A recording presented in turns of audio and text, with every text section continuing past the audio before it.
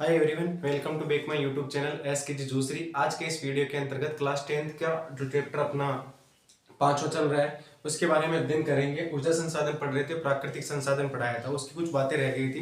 मैंने लास्ट बात ये लिखा थी कि प्राकृतिक गैस को भविष्य का ईंधन कहा जाता है, यानी 21वीं शताब्दी का ईंधन भी कहा जा सकता है। देखो, प्राकृतिक गैस की बात करें, प्राकृतिक गैस इसके नए भंडार की खोज कौन से कृष्णा और गोदावरी बेसिन में की गई है। देखो, मैंने लिख के इसलिए वीडियो बनाया है क्योंकि उसमें लंबा टाइम लगता था लिखने में, तो लॉन्ग वीडियो बन रहा था, तो शॉर्ट वीडियो में सारी की सारी बातें समझा रहा हूँ। बाकी पूरा सब कुछ वही लिखा हुआ है। इसके नए भंडार की खोज कृष्णा और गोदावरी बेसिन में की गई थी, ये ध्यान रखना। देखो, गेल का पूरा नाम क्या होता है? Gas authority of India limited है। गेल एक सार्वजनिक कंपनी है भारत सरकार की, ध्यान रखना।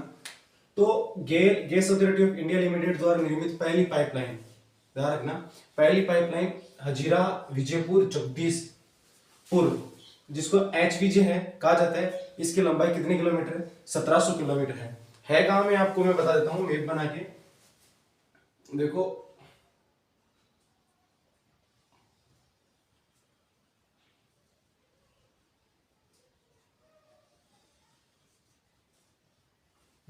बात करते हैं हम इसकी। देखो, यहां पर एक बिंदु है, ये हजीरा है बिंदु, क्या ये लोकेशन हजीरा की है।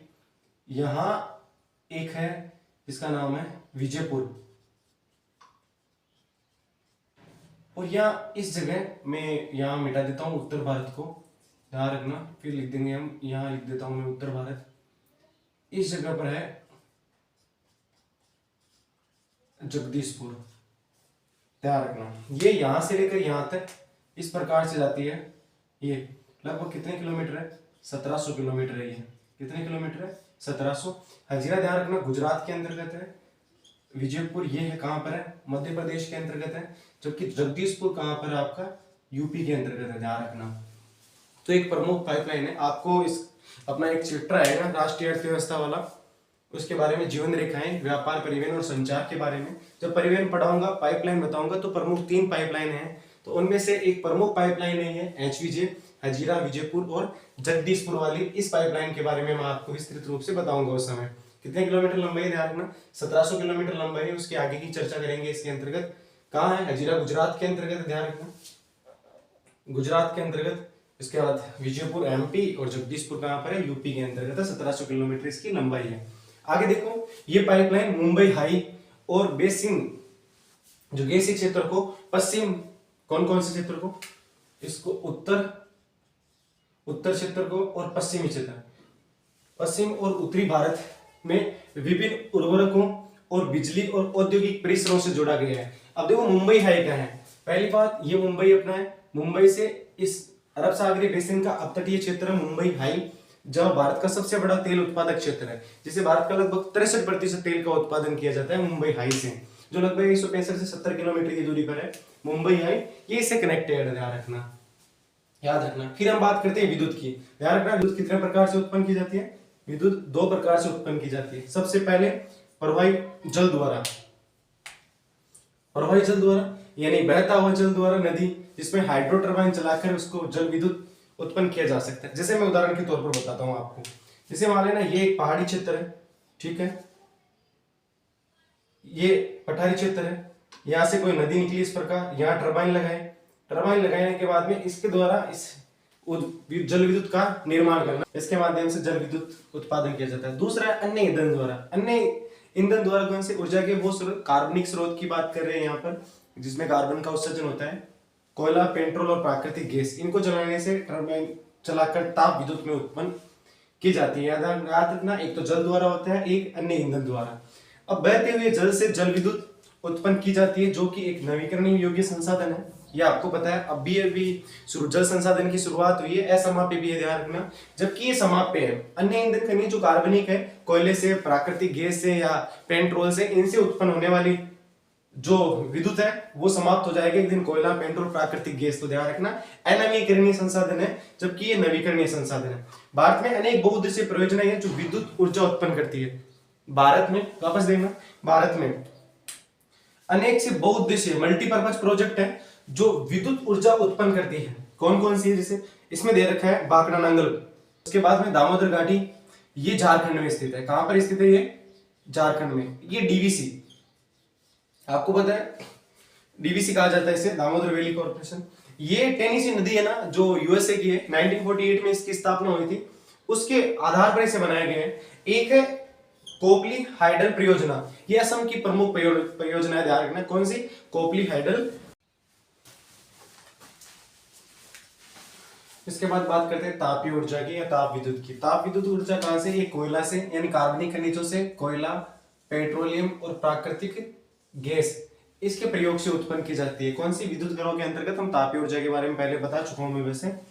और ये है ना एक अनवीकरणीय योग्य जीवाश्म ईंधन का प्रयोग करके उत्पन्न की जाती है। आपको मैंने पहले बताया था थोड़ी देर पहले कि तापीय ऊर्जा जो अनवीकरणीय संसाधन या समाप्य संसाधन है, कार्बनिक, जिनसे कार्बन उत्सर्जन होता है, उनसे इसका निर्माण किया जाता है, कोयला।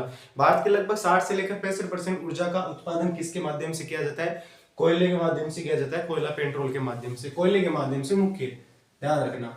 अब है तापीय विद्युत और जल विद्युत में ऊर्जा में अंतर। तो देखो, तापीय विद्युत और जल विद्युत ऊर्जा में अंतर आपको पूछा जा सकता है, ध्यान रखना। तापीय ऊर्जा किन किन से निर्मित होती है? सबसे पहले ये पता होना चाहिए, कोयला, पेट्रोल और प्राकृतिक गैस से उत्पन्न प्रयोग से बनती है, ध्यान रखना। ऐसे ये ऊर्जा के गिरते हुए, ये ऊर्जा गिरते हुए जल की शक्ति का प्रयोग करके टरबाइन को चलाने से होता है। मैंने अभी बताया था कि पठारी क्षेत्र या पहाड़ी क्षेत्र, पर्वतीय क्षेत्र, उन क्षेत्रों से निकलने वाला जो वाटरफॉल झरना होता है, उस झरना जब ऊपर से नीचे गिरता है तो बीच में टरबाइन लगाने से ऊर्जा का उत्पादन किया जाता है। अगला है, ये प्रदूषण युक्त होते हैं। आपको पता है कोयला जलाओ, चाहे पेट्रोल और प्राकृतिक गैस, इनके प्रयोग करने से हमेशा क्या होता है? प्रदूषण होता है। पर्यावरण को प्रदूषण करने में इनका महत्वपूर्ण योगदान होता है। तो ये सबसे ज्यादा प्रदूषित करती है, जितने भी जीवाश्म ईंधन है वो सारे। जबकि ये है प्रदूषण रहित है, यानी इससे जल विद्युत से प्रदूषण किसी भी प्रकार का नहीं होता है, वातावरण के लिए अनुकूल वायु होती है, ध्यान रखना। स्थायी स्रोत नहीं है इसके। कैसे स्थायी स्रोत कैसे नहीं है? देखो मैं बताऊं, कोयला, पेट्रोल, प्राकृतिक गैस एक दिन क्या हो जाएंगे? खत्म हो जाएंगे, समाप्त हो जाएंगे, यानी इसीलिए इनको समाप्य ऊर्जा के स्रोत कहा जाता है, या अनवीकरणीय संसाधन कहा जाता है, जिनको वापस नहीं बनाया जा सकता। देखो स्थायी है क्योंकि इनको बनने में जितने भी जीवाश्म ईंधन है, जीवाश्म ईंधन के सोर्स है, इनको बनने में लाखों हजारों वर्ष लग जाते हैं। मैंने कहा, आपको बताया था औषधिक चट्टानों, जिसको मैंने सेडिमेंट्री रॉक्स के बारे में बताया था, तब मैंने इनके बारे में बताया था आपको। इसके अलावा ये स्थायी स्रोत होते हैं। जल अथाह भंडार पाया जाता है, 71% भाग पर जल पाया जाता है पृथ्वी के। जल संसाधन वाले टॉपिक में मैंने डिटेल से आपको इसमें बता दिया था। अगला है नवीकरण। अनवीकरण ये स्रोत पर आधारित है। अभी मैंने बताया थोड़ी देर पहले, अनवीकरण जल नवीकरण स्रोत पर आधारित है। इसके उदाहरण तलचेप, नामरूप, उरन, नेवली, ये याद रखना। ये लिग्नाइट कोयले पर आधारित, ध्यान रखना, तमिलनाडु के अंतर्गत है। ये प्रमुख ताप विद्युत ग्रह हैं, जबकि बहुउद्देशीय नदी घाटी परियोजनाओं से जिनसे जल विद्युत प्राप्त की जाती है, बाकरा नांगल, दामोदर घाटी, इसके अलावा कोपली, इसके अलावा बात करो हीराकुंड बांध हो गया, सरदार सरोवर परियोजना हो गई, ये सारी प्रमुख बहुउद्देशीय परियोजना जिनसे जल ऊर्जा प्राप्त की जाती है। इसके अलावा अब जो नेक्स्ट टॉपिक है अपना, वो है गैर परंपरागत ऊर्जा के साधन। कौन कौन से हैं? एक तो होगी परमाणु ऊर्जा, इनको ध्यान रखना। गैर परंपरागत ऊर्जा साधन के साथ साथ इनको क्या कहा जाता है? इनको नवीकरणीय ऊर्जा स्रोत कहा जाता है। नवीकरणीय ऊर्जा।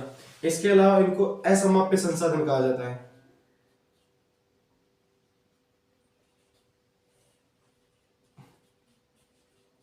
ऊर्जा के स्रोत कहा जाता है, ध्यान रखना।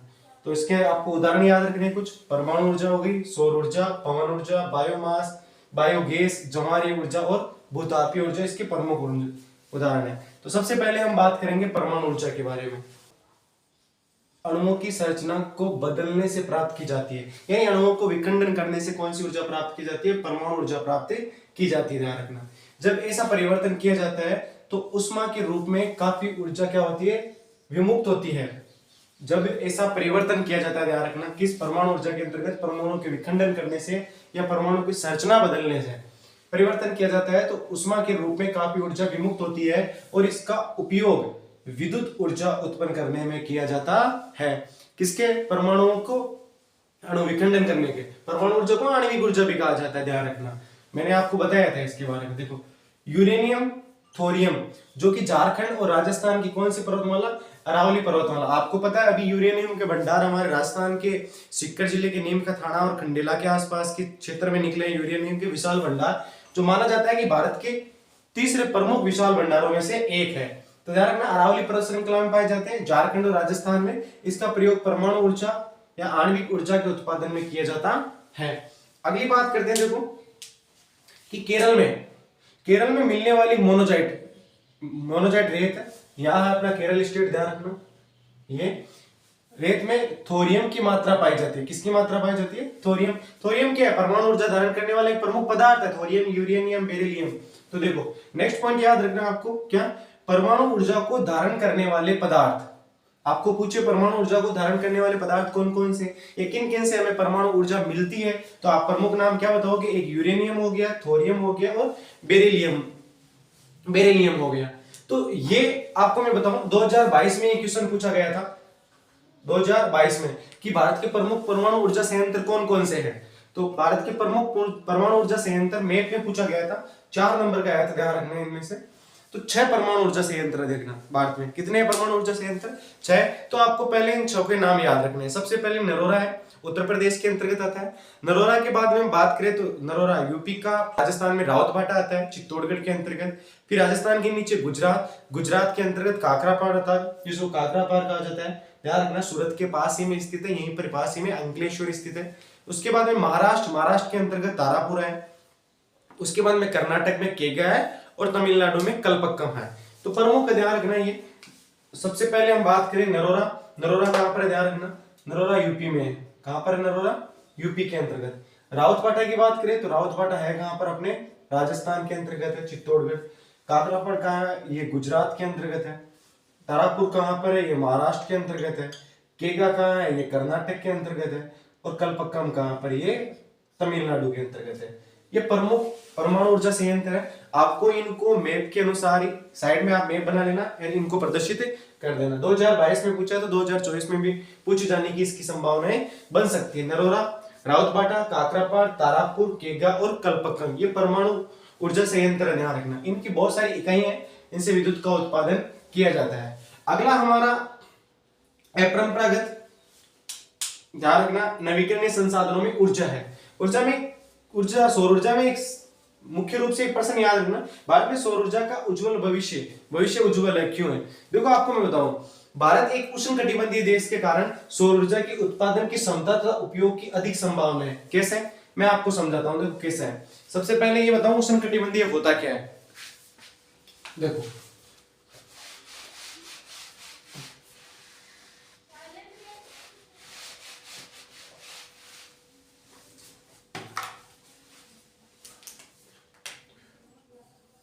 ये हमारी पृथ्वी है, ये 3 रेखाएं हैं। कौन कौन सी? इक्वेटर है, कैप्रिकॉर्न है, कैंसर है। ट्रॉपिकल ऑफ कैंसर, ये कैप्रिकॉर्न हो जाएगी, ध्यान रखना। सबसे पहले बात करें तो ये देखो, इसे कहते हैं विषुवत रेखा, इसे बोला जाता है कर्क रेखा, इसे कहा जाता है मकर रेखा या मकर वर्त कहा जाता है। अक्षांश रेखाएं ही, ध्यान रखना, लेटीट्यूड है ये। इसके बाद में ये 66.5 डिग्री, ध्यान रखना, ये भी 66.5 डिग्री है। ये साउथ में है, ये नॉर्थ में है। इसे अंटार्कटिक वर्त कहते हैं, इसे आर्कटिक वर्त कहा जाता है। तो ये वाला भाग है ना, ये कौन से कटिबंध में आता है? उष्ण कटिबंध में आता है। किसमें आता है? उष्ण कटिबंधीय क्षेत्र के अंतर्गत। अब आप देखो, भारत के मध्य से एक रेखा गुजरती है, ये इस रेखा का नाम है कर्क रेखा। ये रेखा गुजरती है भारत के मध्य से, यानी कहने का मतलब है इस वाले क्षेत्र में कौन स्थित है? अपना भारत स्थित है, ध्यान रखना।